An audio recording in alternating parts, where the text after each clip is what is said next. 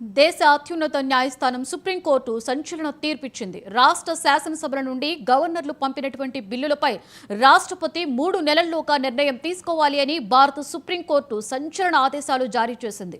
ఈ కాల పరిమితిలో నిర్ణయం తీసుకోకపోతే సంబంధిత రాష్ట్ర ప్రభుత్వాలు రాష్ట్రపతి చర్యలకు వ్యతిరేకంగా సుప్రీంకోర్టును ఆశ్రయించవచ్చని కోర్టు స్పష్టం చేసింది. తమిళనాడు ప్రభుత్వం వర్సెస్ తమిళనాడు గవర్నర్ కేసులో justice JB Pardiwala, justice R Mahadevan ధర్మాసనం ఈ చారిత్రాత్మక తీర్పును వెలువరించింది.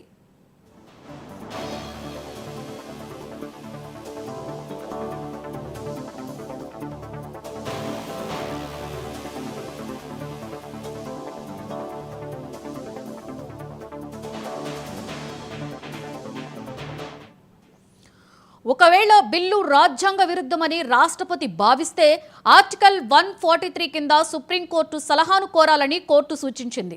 రాజ్యాంగ విరుద్ధతను నిర్ధారించేటువంటి బాధ్యత రాష్ట్రపతి కంటే కూడా న్యాయస్థానాలదేనని కోర్టు స్పష్టం చేసింది. ఈ సందర్భంలో రాష్ట్రపతి ఆర్టికల్ 143 కింద సుప్రీంకోర్టుకు సిఫారసు చేయడం తప్పనిసరని పేర్కొంది.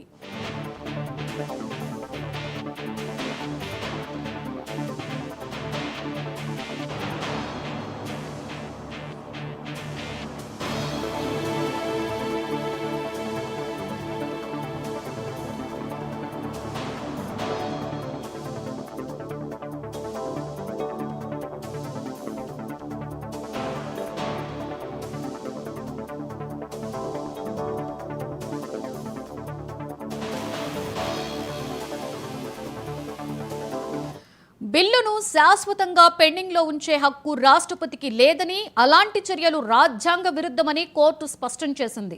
రాష్ట్రపతి తిరస్కరించినప్పుడు అది ఏకపక్షంగా లేదా దురుద్దేశంతో జరిగిందని నిరూపితమైతే ఆ చర్యను కోర్టులో సవాలు చేయవచ్చని తీర్పు స్పష్టం చేసింది. అలాగే రాష్ట్రపతి తిరస్కరణకు సముచిత కారణాలను తెలపకపోతే అది దురుద్దేశంగా పరిగణించవలసి ఉంటుందని కోర్టు హెచ్చరించింది.